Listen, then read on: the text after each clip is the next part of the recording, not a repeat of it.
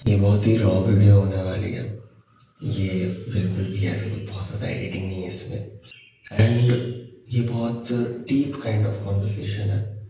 बहुत ही इम्पोर्टेंट चीज़ है। ऐसी नहीं है कि आप बहुत सिंपल अपना दिमाग इस्तेमाल करके चीज़ों को समझ पाओगे। चीज़ों को समझने के लिए इस वीडियो की आपको थोड़ा सी मेहनत ज़्यादा करनी पड़ेगी, क्योंकि बात यह है कि जो पॉलिटिक्स है, जो आम दुनिया है, जो रोज़मर्रा की चीज़ें होती हैं, सारी चीज़ें कॉम्प्लेक्सिटी रिक्वायर करती है इंसान से। और उन सारी चीज़ों को समझने के लिए इंसान को अपने दिमाग पर जोर डालना ही पड़ता है। अगर इंसान अपने दिमाग पर जोर ना डाले तो सारी की सारी चीज़ें बहुत ही मुश्किल हो जाती हैं इंसान के लिए। Will talk about elections.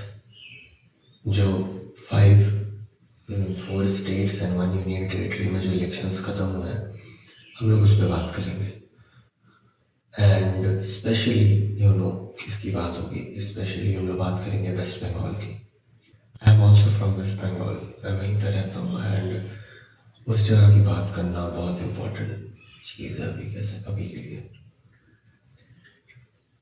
कुछ दिनों से ही, जब से बीजेपी जीती है, तब से ही लोग यहाँ पर बहुत ज़्यादा ही पागलों की तरह, कुछ भी एकदम बेवकूफ़ों की तरह एक ओपिनियन रख रहे हैं अपना।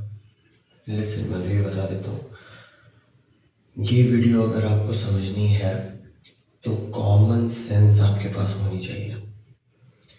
सही गलत की पहचान होनी चाहिए। ये पता होना चाहिए कि एक एक्शन होने से उसका रिएक्शन होता है। आपको ये पता होना चाहिए कि चीज़ें कहीं ना कहीं से कनेक्टेड है। आप एक फूल की तरह इस वीडियो को नहीं देख सकते, आप एक बेवकूफ़ की तरह इस वीडियो को नहीं देख सकते। आपको इस वीडियो को देखने के लिए दिमाग का इस्तेमाल करना पड़ेगा। आपको दुनिया में भी रहने के लिए दिमाग का इस्तेमाल करना ज़रूरी है। कभी भी बिना दिमाग इस्तेमाल किए, चीज़ों को सिंप्लीफाई करके, ओवर सिंप्लीफाई करके, अगर मैं सही वर्ड इस्तेमाल करूँ तो ओवर सिंप्लीफाई करके आज तक कोई नहीं ठीक से रह पाया है।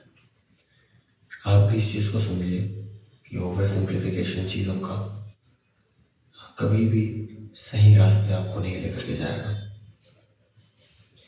तो बात यहाँ पर ये है कि इलेक्शंस ख़त्म हुए हैं। जस्ट 2 दिन हुई है बीजेपी की गवर्नमेंट बने हुए यहाँ पर वेस्ट बंगाल में। एंड अभी से ही लोगों को प्रॉब्लम होनी शुरू हो चुकी है। अगर मैं किस प्रॉब्लम की मैं बात कर रहा हूँ, क्या मैं टीएमसी एमएलएज या टीएमसी वाले लोगों की प्रॉब्लम्स की बात कर रहा हूँ? नहीं, टीएमसी के लोगों के लिए प्रॉब्लम्स की बात नहीं कर रहा। जो टीएमसी के एमएलएज हैं, जो टीएमसी के मेयर्स हैं,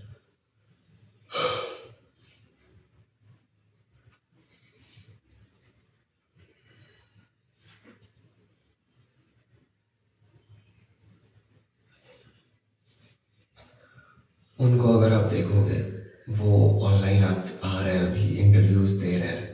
वो बोल रहे हैं कि हमें बीजेपी वालों ने कहा कि अगर कुछ भी प्रॉब्लम हो तो आप हमें फ़ोन करना, हम मेक श्योर करेंगे कि आपको कोई हाथ भी ना दे, कोई भी वायलेंस आपके साथ ना हो, कोई कुछ ना करे आपको। ये बीजेपी वालों ने उनको सराहना दी है। एंड उनकी प्रोटेक्शन में भी 100% उनके साथ खड़े हैं, right. And the problem here is, the problem नहीं कहूँगा, द थिंग हियर इज कि अभी तो जो असल बात है यहाँ पे वो ये है कि अभी के टाइम पर बीजेपी जो है गवर्नेंस को कंट्रोल करने की पूरी तरह से कोशिश कर रही है एंड कंट्रोल कर भी रही है। ऐसा कुछ भी अभी तक नहीं हुआ है, किसी को बहुत ब्रूटली मारा पीटा नहीं गया है बीजेपी वर्कर्स के द्वारा। जो भी अगर आपको मारपीट की खबरें आ रही हैं, वो रैंडम लोग हैं जो बीजेपी का झंडा लेकर के जा रहे हैं एंड मारपीट मचा रहे हैं। उसमें कोई भी ऐसा नहीं है कि उसके संग मारपीट हो गई जो कि क्या बोलते हैं हम लोग, सॉरी, उसने मारपीट कर दी जो पार्टी का एक हिस्सा हो, नहीं, ऐसा कुछ नहीं हुआ अभी तक। आज सुबह मैं उठा एंड द फर्स्ट न्यूज़ आई सी कि शुभेंदु अधिकारी के पीए को गोली मार दी गई है। शुभेंदु अधिकारी के personal assistant, PA is personal assistant as much as I am understanding right now. तो और वो बंदा भवानीपुर में मेन बंदा था जिसने सब कुछ संभाला था, सारी कैंपेनिंग, सारा काम उस बंदे ने सब कुछ देखा था। एंड उस बंदे को गोली मार दी गई है। 3-4 गोलियां उस पर पॉइंट ब्लैंक फायर की गई एंड 4 में से 3 गोलियां उसको लगी है, इंक्लूडिंग एक और गोली उसको उसके सिर पे लगी है। तो अभी बीजेपी की गवर्नमेंट है एंड बीजेपी के बंदे को गोली मार दी गई इतनी आसानी से।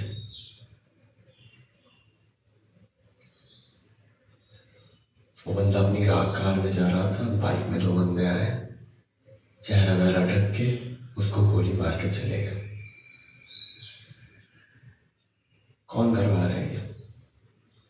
किसका राज था इस जगह पर? किसकी गुंडागर्दी चलती थी इस जगह पर?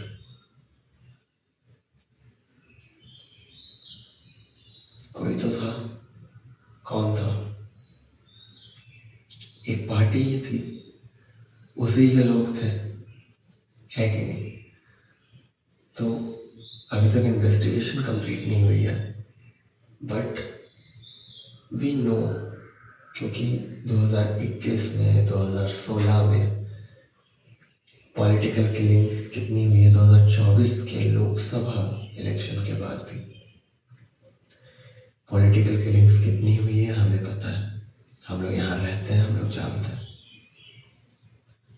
ये जो बंगाल है ना, ये पॉलिटिकल वायलेंस का हब है एक। यहाँ पे जितनी पॉलिटिकल वायलेंस आज तक हुई है उतने इंडिया की हिस्ट्री में सब जगह को आप मिला लो, वहाँ पर भी नहीं हुई है जितनी यहाँ पे लास्ट 20 साल में, 30 साल में हो चुकी है। और अगर बंगाल को एक्सक्लूड कर दो तो ऑल ओवर इंडिया को अगर आप काउंट करोगे, उसके पॉलिटिकल वायलेंस को देखोगे तो पॉलिटिकल बैलेंस वहाँ पे आपको नहीं मिलेगी उतनी जितनी बंगाल में टोटल 30 साल में हो गई। टोटल 30 साल में लगभग 100 से 150 रजिस्टर्ड केसेस हैं, सॉरी 50 से 60 रजिस्टर्ड केसेस हैं एंड 150 से 200 अनरजिस्टर्ड क्या बोलते हैं, बिना FIR वाले केसेस हैं जिनके वो नहीं लिए गए, अर्जी नहीं ली गई जिनकी। ये केसेस रहे हैं इधर। एंड मैं सिर्फ किसी एक पार्टी को ब्लेम नहीं कर रहा कि TMC कर रही है, बिल्कुल भी नहीं। CPM भी थी यहाँ पर, TMC भी आई। The problem was never with the party. समस्या तो पार्टी में नहीं होती है, समस्या उसमें है जो पार्टी के अंदर आकर के पार्टी की हालत को ऐसा बना देता है। 2011 में हमारे यहीं पश्चिम बंगाल के ही लोगों ने भरोसा करके TMC को वोट दिया था। TMC जीती थी, पावर में आई थी। उन्होंने सोचा था कि अब ये जो पहले CPM जो चीज़ें करती थी वो चीज़ें अब खत्म हो जाएंगी।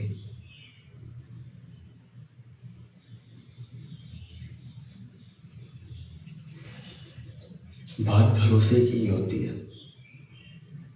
उन्होंने सोचा कि काम हो जाएगा, हम लोग वोट देने जाते हैं। 2011 के वोटिंग सीन्स बताता हूँ। लोग हाथ में डंडे, हॉकी स्टिक्स लेकर के गए थे TMC को वोट देने के लिए कि वो जब आएंगी तो चीज़ें ठीक हो जाएगी, बट ऐसा कुछ हुआ नहीं। वायलेंस बढ़ा था, वायलेंस कंटिन्यू रहा, वायलेंस अभी तक चल रहा था। कितने ही वीडियोस हैं TMC ऑफिसेस के जिसके अंदर हजारों लाठी डंडे ला करके रखे गए थे कि रिजल्ट आएगा उसके बाद हम लोग पीटेंगे TMC BJP के गुंडों को। बीजेपी के लोगों को आई मीन पीटेंगे रिजल्ट आने के बाद। बहुत लोग डेमोक्रेसी, कॉन्स्टिट्यूशन, लोकतंत्र, ये तंत्र वो तंत्र सब चिल्लाते हैं। जितना चिल्लाते हैं, जो करते हैं, चिल्ला के हो क्या रहा है ये भी तो बताओ। चिल्ला के हो क्या रहा है, फायदा क्या हो रहा है चिल्ला के? अभी भी गवर्नमेंट चेंज होने के बावजूद अभी भी हालत बहुत अच्छी नहीं है। हालत वैसी सी ही है। हाँ, लोग बस अब थोड़े से फ्रीली बोल पा रहे हैं।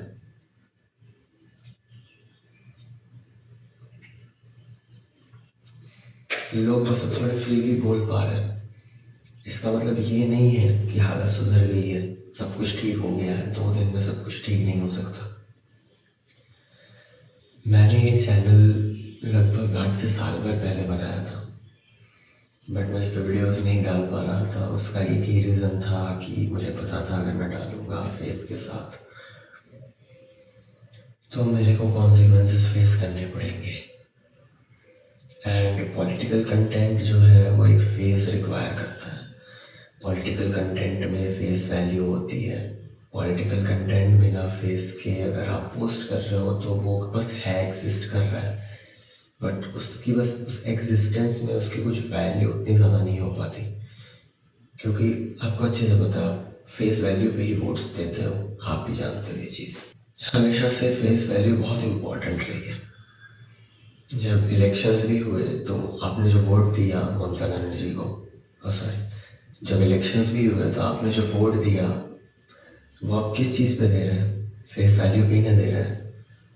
अगर नरेंद्र मोदी, अमित शाह, योगी आदित्यनाथ, हेमंत मामा ये लोग अगर नहीं आए होते, आप वोट देते? कैसे दे देते? क्योंकि काम पे तो वोट देना जनता ने कभी सीखा है नहीं। सिर्फ काम के ऊपर, सिर्फ उस चीज़ के ऊपर कि हाँ कितना डेवलपमेंट इन्होंने किया है,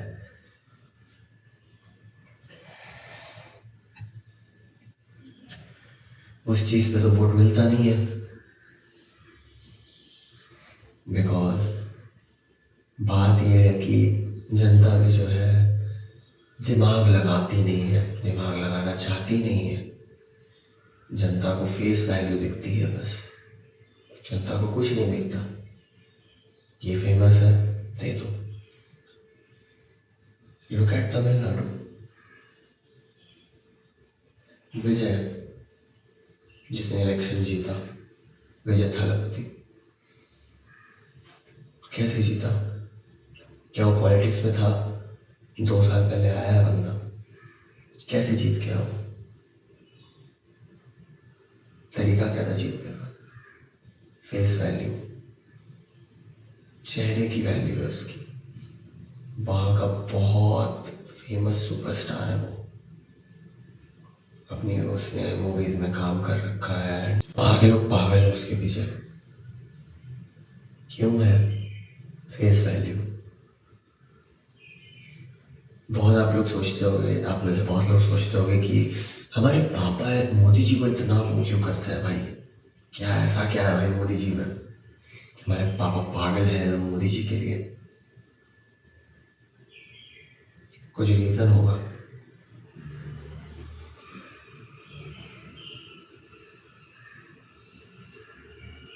क्या रीज़न है?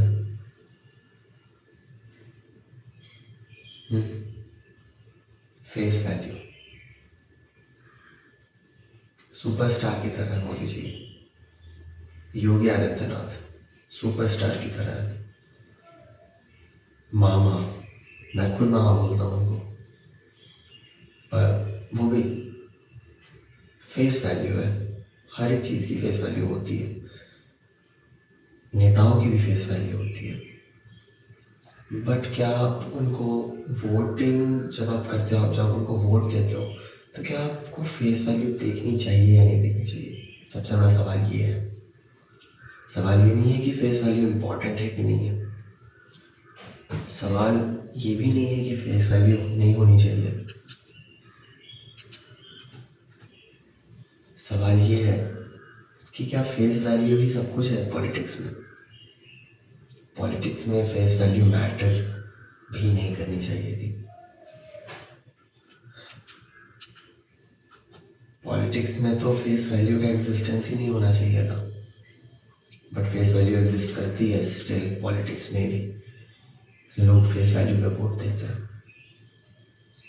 लोगों के मन में प्राइम मिनिस्टर के लिए नफरत क्यों है? जो कुछ लोग हैं, क्यों है नफरत? क्यों उस बंदे से हेट करते हैं? फेस, सब चीज़ फेस वैल्यू पर है। उसी चीज़ को देख रहे हैं लोग। कुछ लोगों को चिढ़ मच जाती है, कुछ लोगों को देखते देखते बहुत अच्छा लगने लगता है। बस यही डिफरेंस है कि क्या हो रहा है नहीं हो रहा है। मोदी जी ने इतने टाइम से जितना काम किया है, लोग उस चीज़ पर उतना फोकस नहीं करते। लोग फोकस करते हैं तो फेस वैल्यू पर। जो लोग जो लोग मोदी को गाली भी दे रहे हैं, किस चीज़ पर दे रहे हैं? फेस पर, फेस वैल्यू पर। इसलिए नहीं कि उस बंदे ने कुछ गलत कर दिया, बहुत उनके संग कुछ गलत कर दिया, पर्सनली उनकी कुछ दुश्मनी हो, जो भी हो, ऐसा कुछ नहीं है।